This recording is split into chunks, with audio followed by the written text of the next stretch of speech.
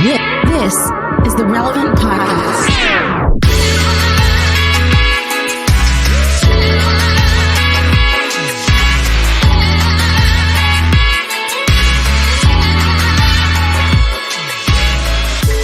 It's episode 959, and it's the Relevant Podcast here in Orlando. I'm your host, Cameron Strang, and joining me from Loverland, Virginia, Jesse Carey.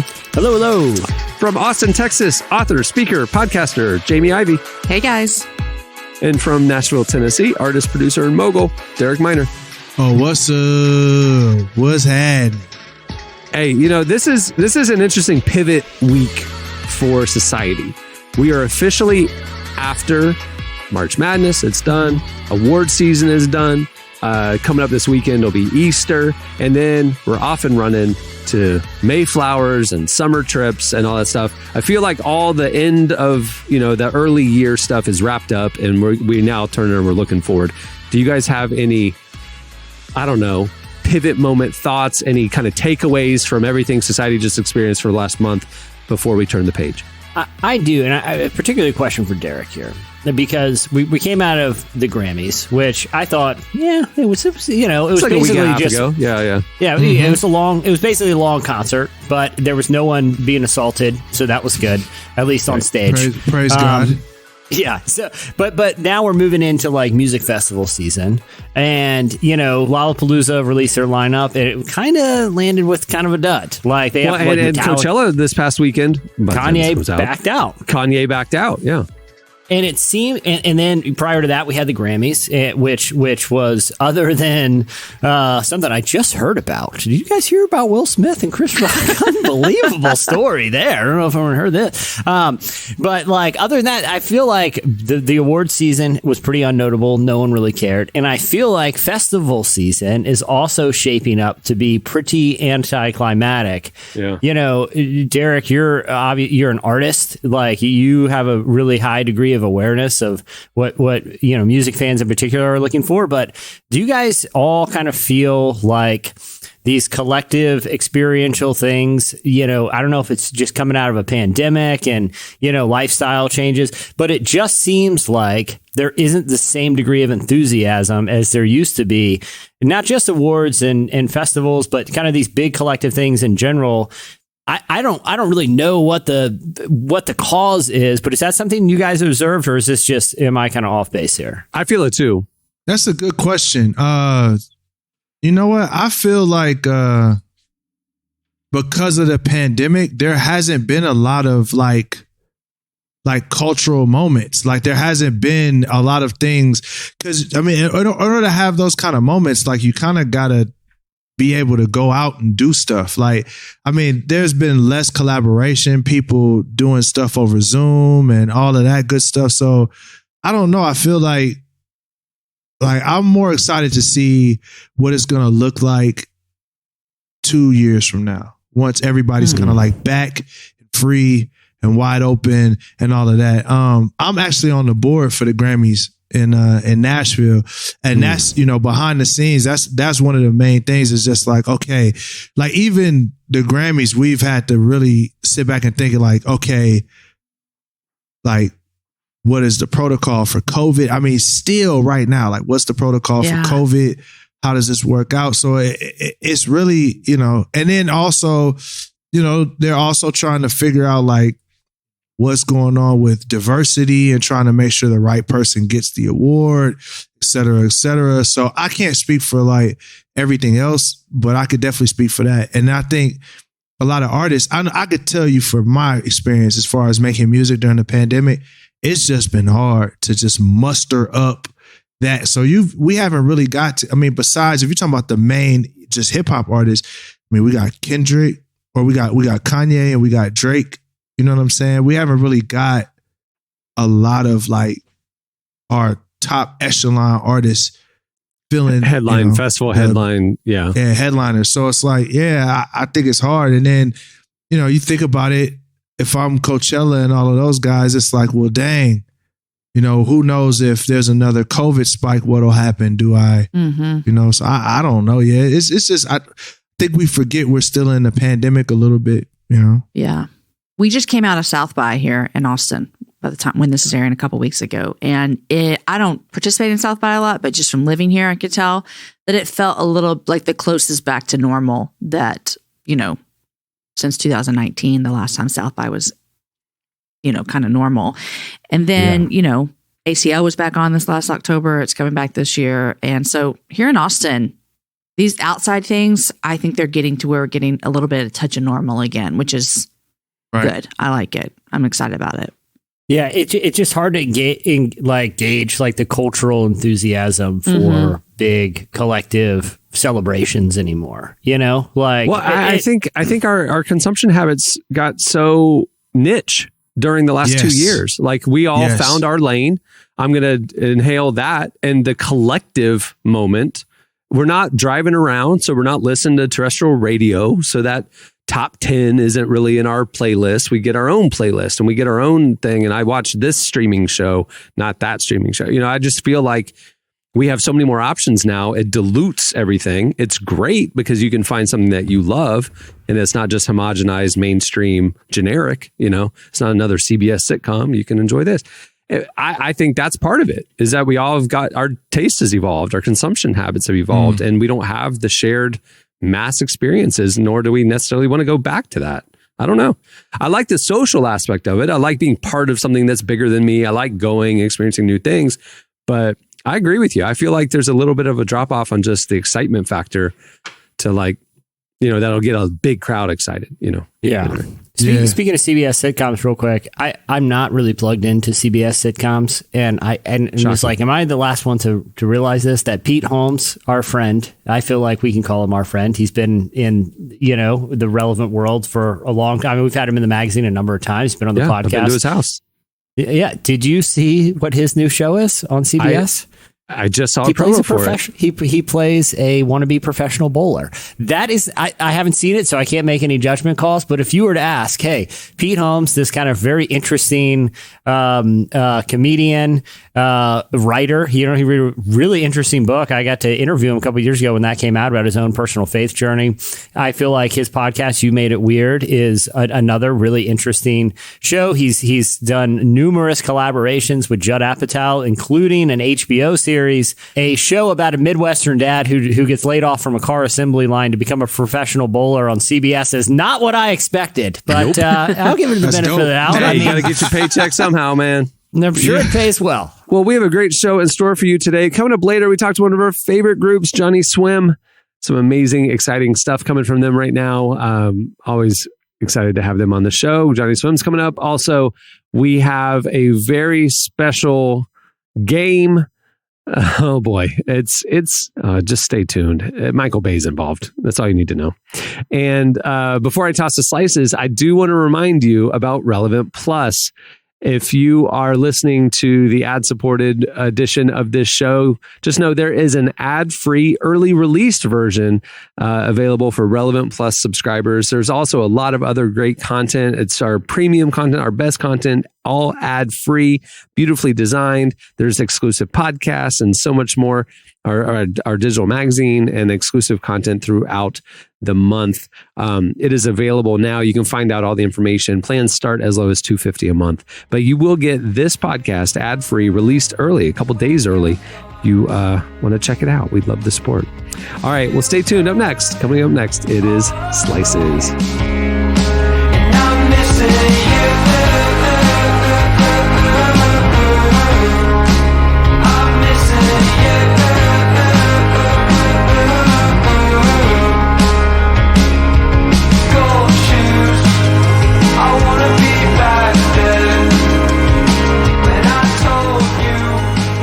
You're listening to Daywave. The song is Past Life.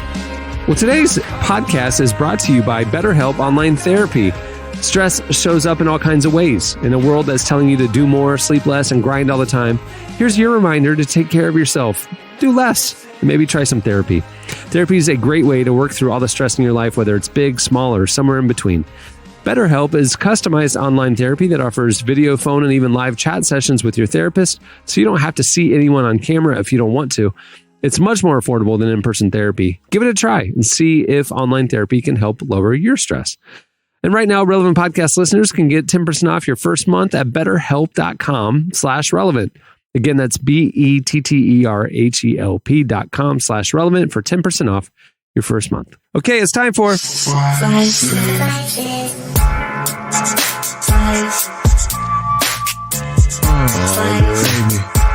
It's time for slices. I'm going to slice it up fine. All right, what do you have, Jesse? All right. Well, speaking of entertainment consumption, I have an interesting story. I'm interested in your guys' take here. Jamie, particularly yours, because I feel like out of all of us, you are kind of the movie aficionado, especially as of late. Why do you say that? Because whenever we talk about a very normal movie that everybody's seen, she says, I haven't seen it. Why do you say It's only she's the because aficionado? I've been to the movie theater a lot during our global pandemic. I would say this, out of all of us, Jamie She's our seems to rebel movie enjoy. watcher. Well, I'll say this: we're on text threads and things, and occasionally, like Jamie did a deep dive into the Planet of the Apes franchise a couple of weeks ago, right? I'm just saying. I never she's finished watching a lot of surprise. movies. Shocker.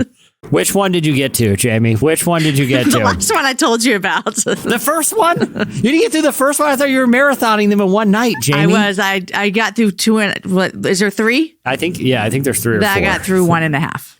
Jamie has seen the first half of more movies than anybody on this podcast. But to be fair, but Jamie is very well equipped to answer the question I'm about to propose. Okay. And the question is this trend good or bad, or are you guys indifferent about it? Netflix has announced that they are releasing a new interactive rom-com. I believe it's like an extended series.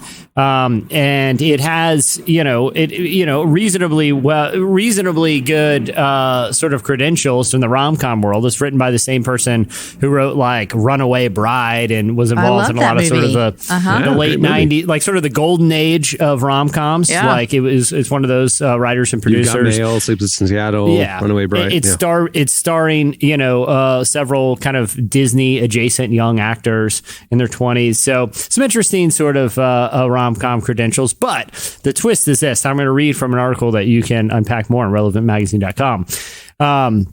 But the main character and viewers will have to make tough decisions ranging from serious-ish ethical dilemmas to frivolous truth or dare games. There'll be multiple options from the character, and depending on which options the viewer chooses, the story that they see will change. So it's sort of a choose your own adventure type of TV series. Now, I know they've kind of dabbled in this before. There was an episode of Black Mirror, which honestly, I didn't get through because I didn't, I just went online and read what the outcome of all the choices would be. The most shocking thing to me is that you, instead of watching movies or shows, will just go on and read recaps of them. Like I do not understand this about you. It depends on. It's like if it's a show I'm very interested. If I want to watch for the entertainment value, sometimes I just want to know what the buzz is. But for this in particular, I do not like this trend. I mean, I don't like having any like personal opposition to it. It's just I don't want to have to make decisions while I watch TV. Like it's very passive experience for me. Like I'm doing it so I don't have to think. Right, Jamie, as someone who's watched a lot of movies lately, the first half of a lot of movies. Yeah, but to be fair, if coming into the first half you could say, that's hey, all I need. It could change. Would that keep you? Jamie, let me tell you. Engaged? Let me tell you.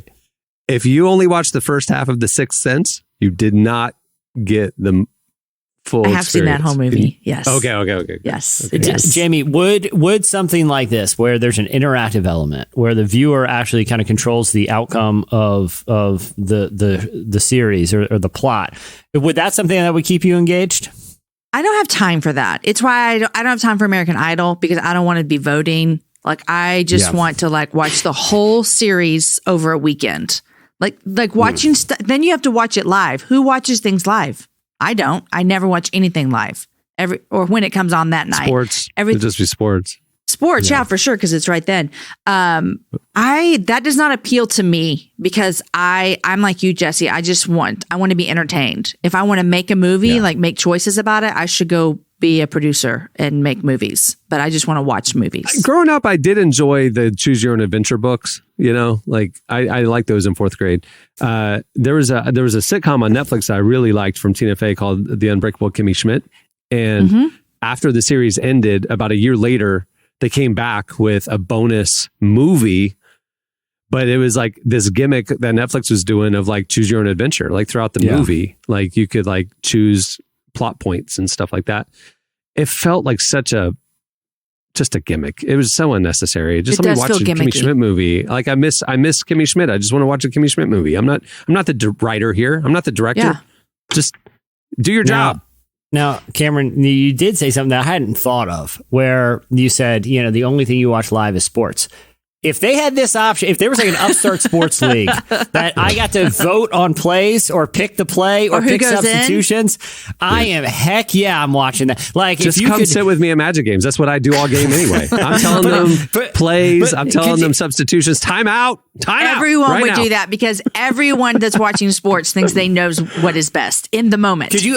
Could you imagine watching a football game or something and it's like 4th and 3rd, right? And it's like, all right, everyone we get to vote. Like Madden style. Like the plays come up on the screen and the one that gets the most votes is what they have to play. I'd do that all day long. I don't care what it costs me on my phone. I will pay all of the charges. I'm voting. Oh, dude! We just came up with a great idea. Yeah, we did. Why hasn't some sports league thought of this for like a minor league or whatever? Like G League, no one watches G League basketball. If you got to pick plays, people would start watching. If they were, I'm just saying. I would. Yes, so would I. It's a great idea. I get side eyes from the coaching staff. Clark, edit this out because this is too good of an idea to release to the wild. We got to pitch this. No, just bleep out the good parts. You know who's going to take our idea? Elon. Who? Elon's going to come Elon get Musk. this. Or Donald Trump. Both of them. They're going to partner on it.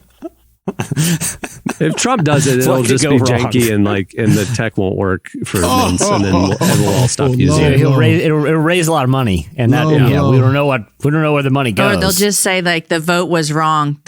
They'll say the vote was wrong. That's right. America votes on that play, and they call another one saying the vote was rigged. I voted to go on 4th and 3. Why does it say that Dominion voting machines overthrew it, and now we're punting? What the heck is happening here? Did Venezuela do this? Were they involved?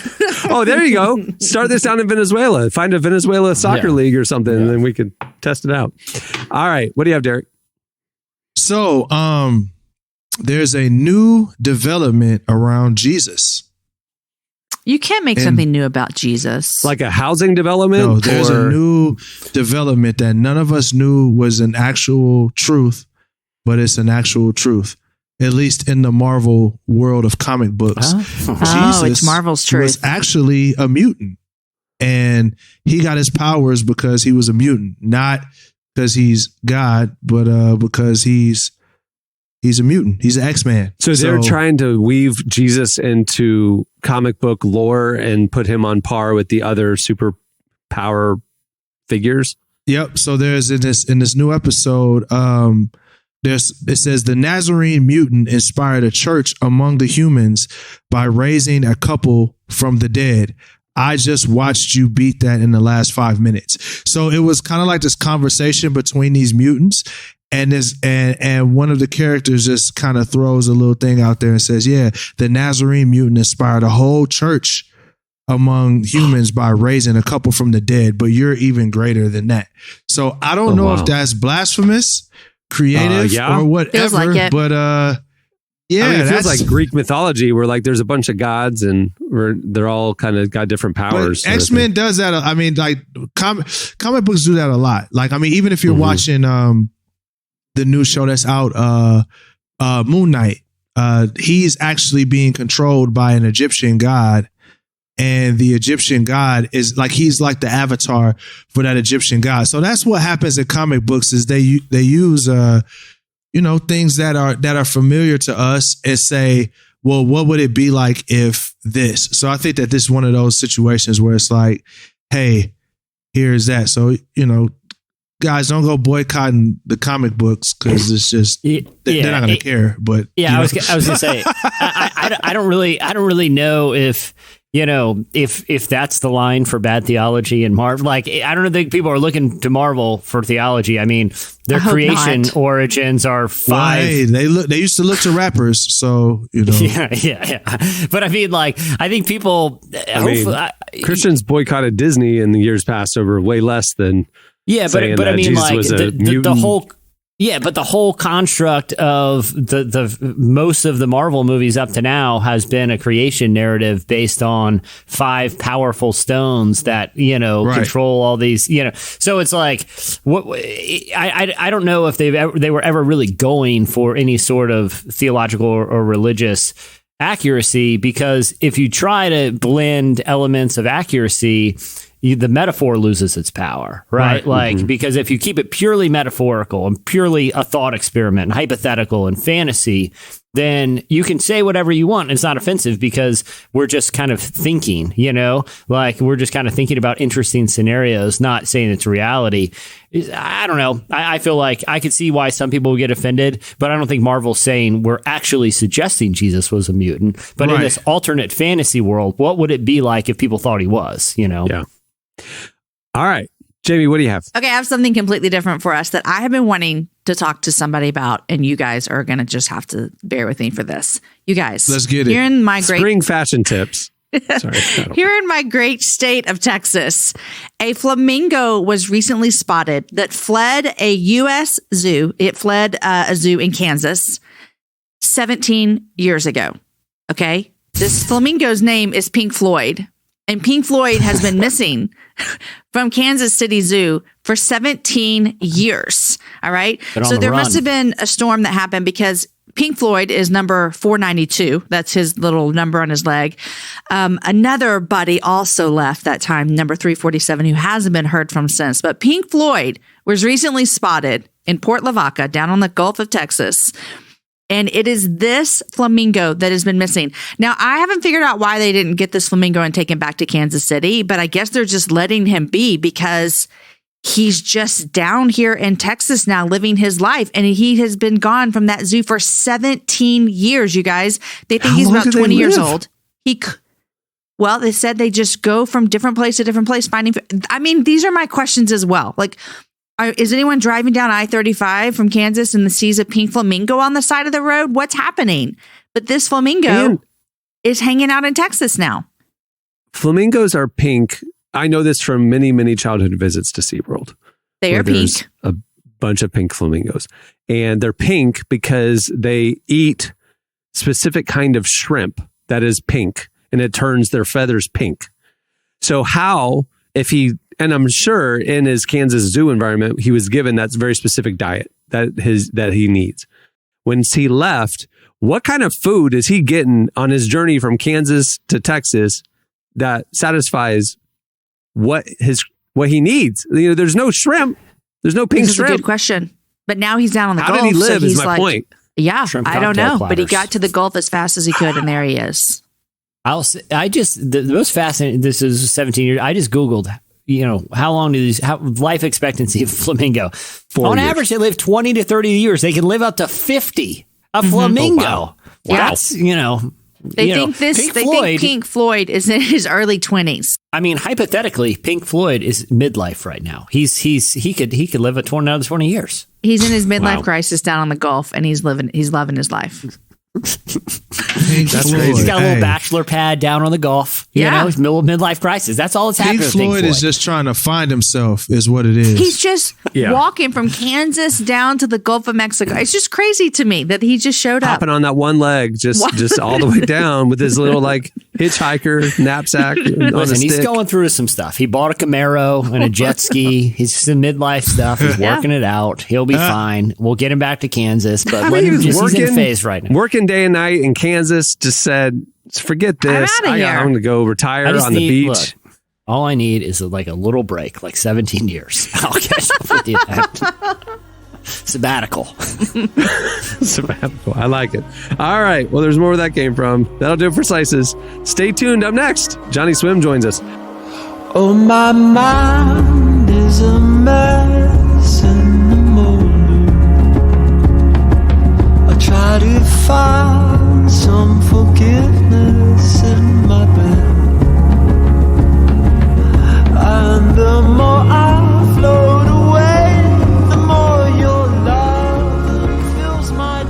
You're listening to Nick Lang. The song is My Mind is a Mess in the Morning. Whose isn't, Nick? Don't beat yourself up.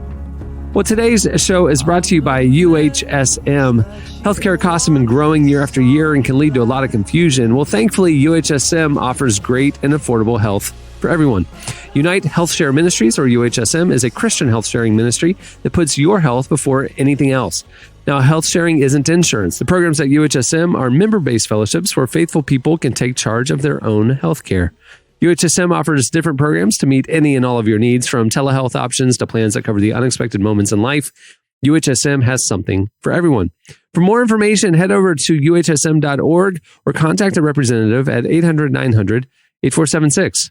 Again, to find out more, head over to uhsm.org or contact a rep at 800-900-8476. Well, today's guests are Abner Ramirez and Amanda Sedano Ramirez, the singer-songwriter duo better known as Johnnyswim. Together, they've released 4 albums, including their new self-titled project recorded during COVID lockdown. They're also the stars of the Magnolia Network's At Home with Johnnyswim and the authors of Home Sweet Road. They sat down with our very own Tyler Huckabee to talk about what makes their new album different from anything else they've ever done and finding freedom and pushing their own boundaries. Here's our conversation with Johnnyswim. Heaven is everywhere. Heaven is everywhere. Heaven is everywhere. Can you feel it? Oh, can you feel it? How you doing, guys? Let's just start simple. It's been glorious, man. We're getting our sea legs under us, being on tour again. You know, it used to be automatic. We've done it so much for so many years. We used to tour 300 days a year. We've been on the road for 15 years, adjusting for COVID. 15 years, really 13 years, because 2 years we didn't do anything. And it took more. Tonight's show 6, I believe, or 7? 6? Mm-hmm. And it's taken a little more time to get used to kind of the energy, the attention. The show we like to put on isn't one where we just perform the songs for folks. We really hope that one level of it feels like community, and that genuinely another level of it feels like communion, where it feels like we're gathering around something greater than what's happening on stage or in the audience, that there's something else present in the room with us. That's truly the goal of a Johnnyswim show. And man, that takes a lot of energy. Yeah. I forgot about that. Yeah. Even just mental focus, that we're not just playing the songs, not just trying to sing pretty. Let's really have something that could honestly change a life. Let's experience something awesome. I wanna love you till it's devastating, until the dead cries in my grave is waiting. Is it even worth it if there ain't heartbreak waiting? I wanna love you till it's devastating. We hope and believe that people can walk into a Johnnyswim show and walk out a little bit more excited about the next day, a little more brave, a little more hopeful, a little more in love, feeling more loved, feeling seen, growing up playing music, Amanda growing up in an iconic household of musicians, us both growing up in church. There's something powerful, man, when people open their mouths to sing something, not just because the words sound cool, but because they in their own lives, they've lived lives with these songs. Folks that come to Johnnyswim shows, most of them have stories with why a particular song connects with them. We all do, with all the bands we love. Whether it was a moment in time, a tragedy that a song helped you through, or a joyous occasion, or whatever. I think it's significant what happens. I don't know what language to use for this either. I just know that there is so much potential in the room when we get together and we start singing songs and we activate. We have a conscious, at least us on stage, there's an active consciousness that this could help somebody. Mm-hmm.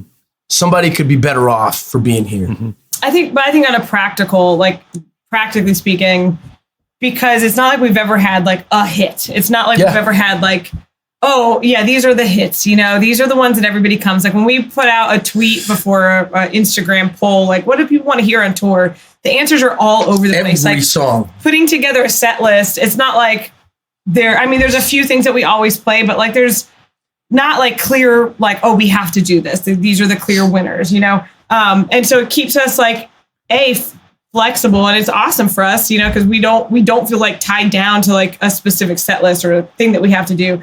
And it also keeps us open and keeps our ears open. We're watching the crowd. We're trying to see what the room feels like, what the energy's like.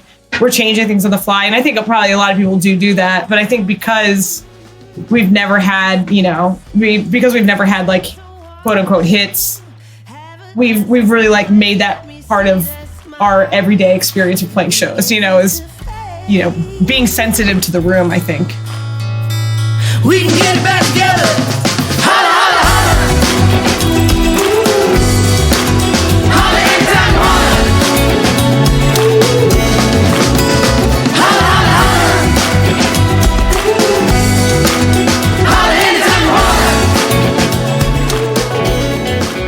So when you started putting together this new Johnnyswim, the new album, is it just like we have an idea, an energy, a message that we want to communicate over the course of this whole album?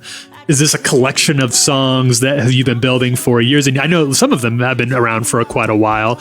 What is the ethos, the energy, the idea behind this album in particular? In my experience, I'm learning that creative expression grows and changes much like our children do. The things that maybe excite or cause a lot of output, the things that entice you to a lot of creative output maybe change through the years as well. The things that make you feel sentimental, how you express a certain sentiment, it changes and it grows, it evolves. Going into this album, the pressure of giving out a new body of work and artistic output to people that are expecting music from Johnnyswim, to fans. And that was really our focus. It wasn't, sure, we want to make new fans. Sure, we hope we want to grow every time, all that stuff. But, if you've been craving a Johnnyswim album, what are we going to give you? And it was really exciting to sit and just make what we wanted. We wanted to make truly a Polaroid picture of our artistry. And I think we did that. I believe we really did that with this album, which is also speaks to why it's eponymous, why it's called Johnnyswim. Because in the truest sense, this is us right now. This is us now, this album. And so it was really fun to get in and not, it's an independent release. There's no big label, no big A&R, no whatever. We're veterans at this thing, and we want to see what comes out of us when we have free reign to make what we want to make. And it was really fun to see the songs come out of us, the style that would come out of us. Desmond Song is a song that was started 15 years ago or more. Yeah, 15. 2007. 15 years ago, but we couldn't have created the song until now. Like the vibe, all the energy, the production. Yeah. Only just now am I capable of creating that kind of vibe. I don't know, man. It's a Polaroid picture of our artistry for sure. Yeah, I know my name's being called. Alarm hasn't stopped going off. Yeah, I know there's things still to do. But when I wake up, I won't see you. Look, hands over my eyes, you cannot see me. Having done this now, having created an album like Johnnyswim that feels sort of like it may be a shift or a pivot, or maybe let's say an evolution from the stuff that you've done before. Is this like a new era? Is this the only way you want to be writing and creating from now on? No, I think it's all based on what feels right when all the pieces come together. Like whenever, this was such a unique moment because it was in this pandemic and there was so much going on. And I think there could be another album where we're like, let's just do the exact opposite. And like, let's just make fun music that we just want to have fun to. I think that's so, I think what you can I want to make a string band album. I want to make a string band album based like Home is the song that gets maybe the most response live from us. The theme song for Fixer Upper. We've never had a hit, but the closest we've gotten is probably our song Home. And it's got a kick drum, but I would love to make a whole album of that old school, old Crow Medicine Show type stuff before they had a drummer. Like just string band stuff where you got an upright bass, banjo. I would make a whole album like that. I think as long as our fans will allow it, we'll probably continue to just do whatever we feel like feels right when we're in this process of writing and creating, and do what feels fun, I mean. And I will say this, the album is incredibly honest and creatively honest, but it's as much because of the vacuum of lockdown as any conscious decision. maybe more so. Because we didn't have Sure. the opportunity to play them live for fans and get feedback from folks. We couldn't change or do anything other than make the album that was most honest to us to make. Oh, the way I see it, you owe me big time. Oh, the way I see it, you owe me big time. You owe me. That was Johnnyswim. Make sure to check out their new self-titled project. It's out now. All right, stay tuned up next. Oh boy, it's a Michael Bay game. I hear your voice break through the silence. Your words they slice me like magnetic. Images pressed against my eyes. Let me breathe, breathe, breathe. I'm suffocated next to bodies. Anybody else but me?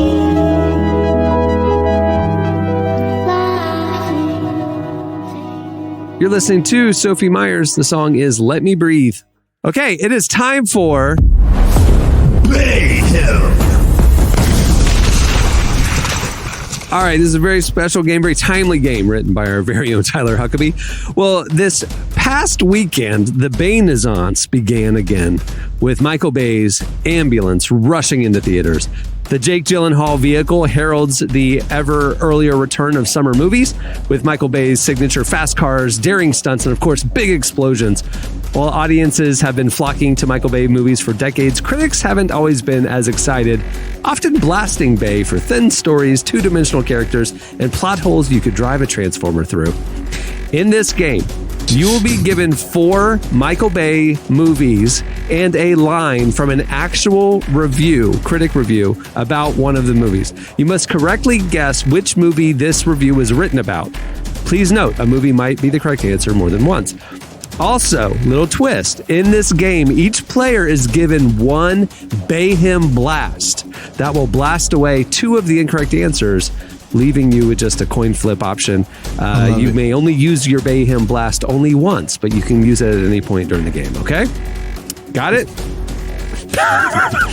You had me up to BAYHEM blast. We'll have to explain that later, but I got the gist of this. If you're not sure, just call a BAYHEM blast. I'll take away 2 of the wrong options and just give you 2. Okay. You got a 50-50 chance at that point. Goes to 50-50. You can only use it once. Gotcha. We got 3 rounds. Jesse, you're up first. Okay. Here is the review line. Military idolatry, craven female objectification, and a belief that the rich will save us. This movie has it all. I think I can do this without. Oh, wow. I think I can do it without the guess. Oh, wow. I believe that is, because I watched this film, or part of it. I believe it is his recent Netflix film, 6 Underground. Jesse. It is for 6 Underground, starring Ryan Reynolds. It was the wealth thing. That's a movie has a very odd plot that seemed to be right on the nose for. I can't believe it. All right, man, flexing with the very first option. Here we go.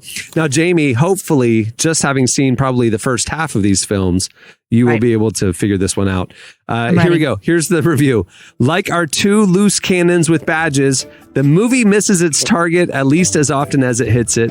Along the way, as well, it will likely batter a few brain cells into a premature grave. Was that review about Armageddon, 13 Hours, The Island, or Bad Boys? Oh, I'm sorry, Bad Boys 2. The Island. No, it was about Bad Boys 2, starring Will Smith and Martin Lawrence. Well, that review has aged terribly because Bad Boys 2 is awesome. Hard stop. All right. Hard stop. All right, Derek, here we go. Here's your review. The jaunty technique of cut leaves the audiences gasping for air and never lets a scene's impact truly sink in. Virtually nothing happens, and it happens at the most unrelenting speed. Was that about Pearl Harbor, Armageddon, Bad Boys, or Transformers? And remember, you have your BAYHEM blast. So I have Transformers, Armageddon, Pearl Harbor, or Bad Boys. Cut. Leaves the audiences gasping for air. We're going to go Transformers. Answer is Armageddon. Dang, that was my first thought too. Dang. Oh, well. All right, Jesse, you're up. Clark, what's the score? Jesse has got 1 and 0. And that's it. All right, here we go. Jesse, you're up. After that big flex, let's see what you got. So sci-fi that will effortlessly chew up 2.5 hours of your life if you feel like dropping your guard and expectations. A perfect case study of everything that is overblown, as in blown up, and emotionally empty about so many Hollywood films. Was that about The Island, Transformers, Bad Boys, or Pearl Harbor? I got to be honest. The Island's a little bit of a blind spot. I don't even remember The Island. Ewan McGregor and Scarlett Johansson were in it. Okay. Well, all right, I'm going to go The Island there. It could be. It's either Transformers or The Island, but I'm going to go The Island. Go with your gut. The Island. It is correct. Wow. This man Jesse is killing it. Well, this is his us. love language. Michael Bay films. I was going to say, he's the auteur that I really care about. Is Bay. All right, Jamie, here we go. A tepid wannabe Titanic love story under the stewardship of a man whose career has ranged from the emotional depth of an 11-year-old boy all the way up to a 13-year-old boy. Leave it to Bay to reduce one of America's biggest military tragedies into a 3-hour avalanche of Kodak moments. Was that review about 13 Hours, The Secrets of Benghazi? Oh, I'm sorry. 13 Hours, The Secret Soldiers of Benghazi, Pearl Harbor, Bad Boys, or Transformers? I'm going to do 13 Hours. The answer is Pearl Harbor. Ben Affleck and Josh Hartnett. Pearl Harbor. It really would have come together for you in the second half of the movie if you had stayed up. Derek, here you go. Here's your review. Remember, y'all still all have your BAYHEM Blast available. These are 2 high-energy, likable performers, and yet long passages unwind in which they are terribly boring because they are working without much of a script. Was he talking about The Rock, Bad Boys, Armageddon, or The Island? The Rock. Correct answer is Bad Boys. No, he didn't say that about Bad Boys. 2 high-energy, likable performers, but long passages unwind in which they're terribly boring because they are working without much of a script. I don't know. When did he last see Bad Boys? I watched Bad Boys was fire. I don't know what they talking about. That's what I'm saying, dude. I swear to you, I'm not making this up. I did not know we were playing this game today. Last night, I started watching The Rock. It was on TV, on TNT, and I watched it. You can go fact check me. It was on TNT last night, okay? And I was watching it and being like, dude, The Rock still holds up. Michael Bay, he's always had it and always will. Hard stop. Again. Hey, look, I ain't gonna hate. I like The Rock. I thought The Rock was awesome. okay. It was awesome. Yeah, I thought it was. I didn't think it was a bad movie. Jamie's like, there's a car chase. I fell asleep about 10 minutes before that. Okay, so Jesse has 2. Everybody else has 0. But guess what? Anyone's game, because this final round is worth 3 points.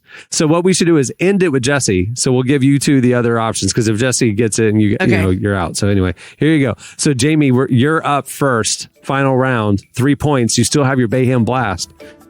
Although it strives to appeal to the whole family, it winds up emerging as a kiddie flick on steroids, a big budget, effects-heavy feature film version of a Saturday morning cartoon. Was that review about Transformers, Armageddon, The Island, or 13 Hours, The Secret Soldiers of Benghazi? I would like to use my BAYHEM Blast, please. Oh, Jamie. All right, Wait, we just blasted away 2. No, we just blasted away 2 options. We just blasted away 13 Hours and The Island. So was that review about Transformers or Armageddon? Derek, I think it's easy too, but this is our last round, right? Yeah, might as well. Last round. Might as well. You can't take them with you. I'm gonna go with Transformers. That is correct. You're on the board with 3 points, temporarily in the lead. You can't take those All right, here we BAYHEM go. Blasts. Derek, here you go. The most enjoyable and the most rewatchable action blockbuster of the 1990s. The most enjoyable and the most rewatchable action blockbuster of the 1990s. That's the review. Is it talking about Armageddon, The Rock, Bad Boys, or Bad Boys 2? Armageddon. It's The Rock. The correct answer is The Rock. Oh, you had your BAYHEM I only know Blast. that. I only know that because I watched it last night on TNT, and it was so rewatchable. You had your BAYHEM blasting. You left it on the shelf. You left your BAYHEM blast. I wanted to do a solo dolo. I didn't want any help. My pride got in the way. Can I also say BAYHEM Blast sounds like a Slurpee flavor? Oh, yeah. I guess I'll go with BAYHEM Blast. It looks kind of limey. At Taco Bell. It sounds like something at Taco Bell. Yeah. They have the Baja Blast at Taco Bell. There you and go. then they do Yeah. All right, here we go. Jesse, this is for the win. Okay. Because Jamie's in the lead right now. Never mind the ridiculous subtitle. It's really just a precursor for what is to come from the rest of the movie, which doesn't even try to play down its idiocy.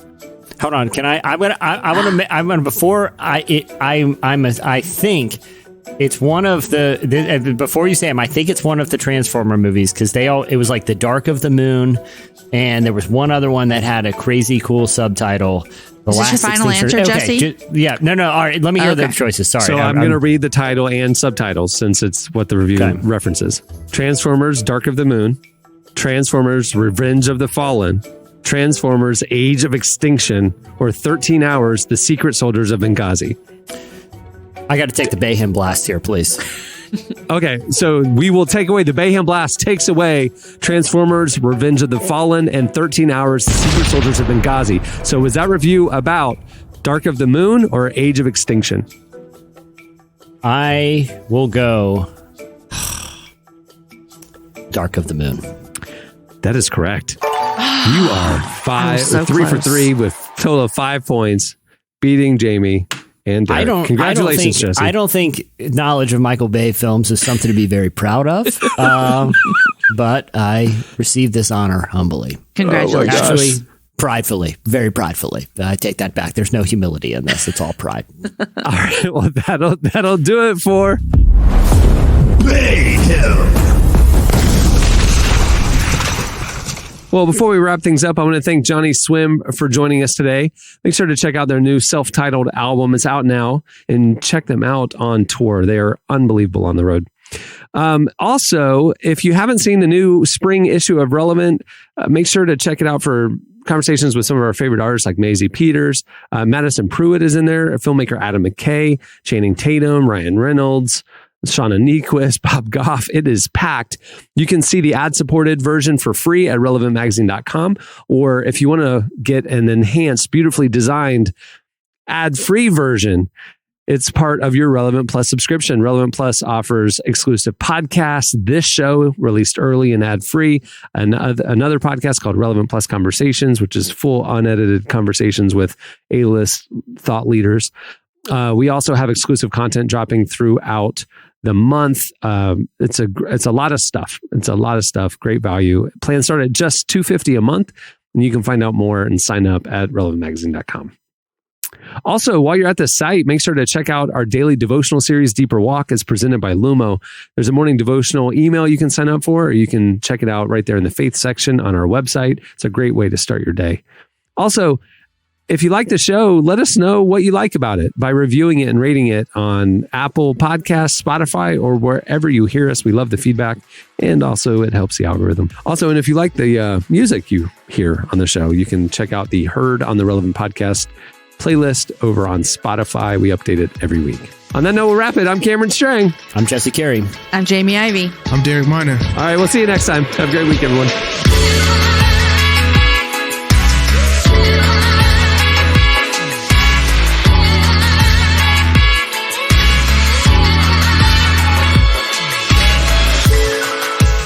For listening to the Relevant Podcast. Check out our features, interviews, and news updates every day at relevantmagazine.com. And make sure to follow Relevant on Facebook, Twitter, and Instagram for the latest. For more great podcasts, browse the shows on the Relevant Podcast Network, which you can find at our site.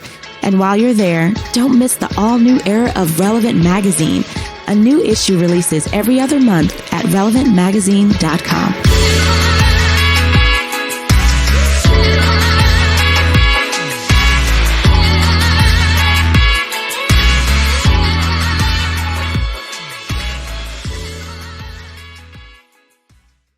All I need is like a little break, like 17 years. I'll catch up with you then.